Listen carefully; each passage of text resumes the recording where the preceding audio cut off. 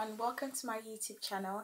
Today I'm going to be doing a book review really quickly. I'm taking a short break from my revision and I thought I would review this book, which is Chasing Hope by Kathryn Cushman.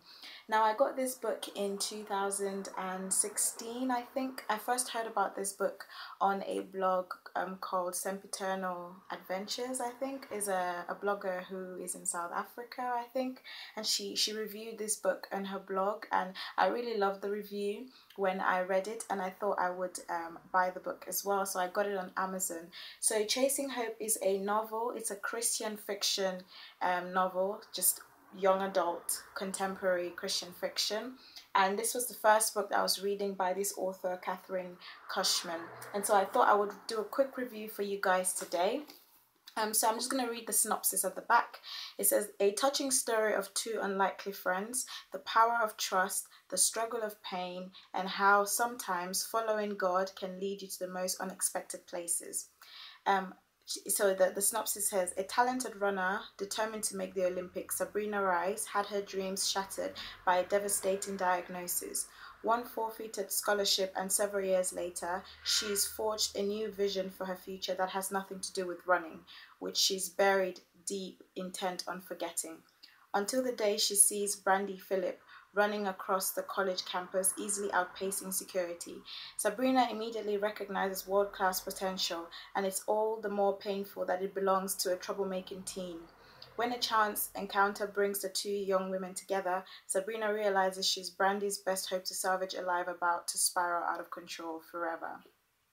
So I was able to relate to this book so much because like the title says, is Chasing Hope. It's all about when things don't go to plan. So Sabrina Rice was the protagonist of this story. She thought that she had heard God call her to do something. So she thought that God had called her to be an Olympic athlete and a missionary. And she was a very talented runner while she was growing up. And, you know, her hero was Eric Liddell, who won an Olympic gold medal, and he went on to do missionary work. And she thought that that was what God was calling her to do as well. But then obviously she was hit by a devastating diagnosis, which of course meant that she could not run anymore. And the scholarship that she got at college, she could not, follow that up because she couldn't run anymore. And fast forwarding to a few years down the line, obviously she's in this place where she's really, she's just really pained and really hurt, and she keeps asking God, like, why would you take this away from me? I wanted to use it for something good. I wanted to use my talent for your glory and do missionary work. Why would you take it away from me? And to make things worse, she meets a very troublesome teen named Brandy Phillip, and she has the gift of running as well, but she uses this gift to do terrible things. And on top of that, they meet, they cross paths, and Sabrina realizes that she has to coach this girl, the same girl who she doesn't really like. And throughout the story, Sabrina she liked to journal. She liked to write things in her journal, and she would go back and read, entries from her journal from when her faith was really strong. And she would say to herself that that was from someone who hadn't, seen the realities of life, and her faith had just been buried underneath all the pain that she'd been going through over the past couple of years. She was on a path that, was going to a completely different direction. She didn't want anything to do with being a missionary because she thought that if God was going to take away the running, then probably he didn't want her to be a missionary as well. And then in her I think one of the parts that I really related to was one of the entries that she wrote in her journal. It says that she talks a lot about the children of Egypt and how they were stubborn and how they didn't really see where God was taking them, how they didn't trust God enough to see that he was providing for them every step of the way. And in one of her journal entries, it says that, seems to me the people of Israel were too quick to look at their circumstances and come to an assumption on what that meant. The thing is, they never knew beforehand how God was planning to work on their behalf. And so it was just, you know, the book makes you think about when things don't go to plan in your life. It's very easy for us to stand firm in our faith when everything is going right. Yeah, and we see, you know, everything just falling into place. But then it's also important when things don't go to plan, to our plan. Do we then just curl up in a ball and just cry every day and just let, you know, our circumstances consume our joy, or do we like seek God and ask him for answers, to ask him to direct us, to show us where to go? And I could relate a lot to this story in so many different ways, and I could feel Sabrina's hurt, I could feel her pain, I can only imagine, you know, how devastating it would be to be in her shoes.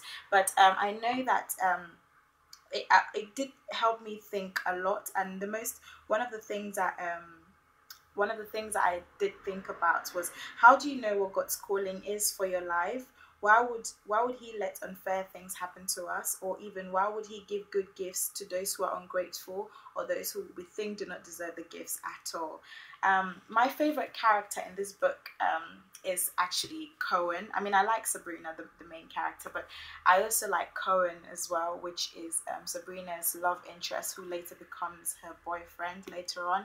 He was just such a good person, and he was very, very caring, very attentive, very patient as well with Sabrina, and he just never left her. He was very caring, and God just placed him specifically in her life to deal with, her because she was so pained. She was guarding herself and all of that, and he was quite persistent, but in a good way. And I just like his character and how gentle he was, and how he stood by Sabrina through it all.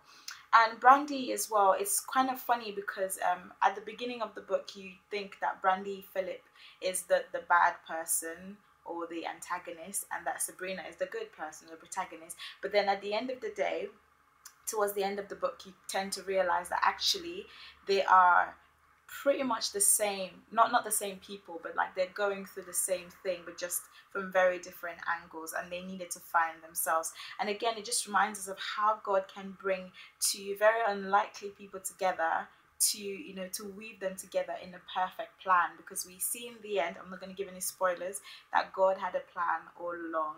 And yeah, I thought that was really encouraging. I really love the writing style. I love the book. It's very, the pace is very good. I love the plot.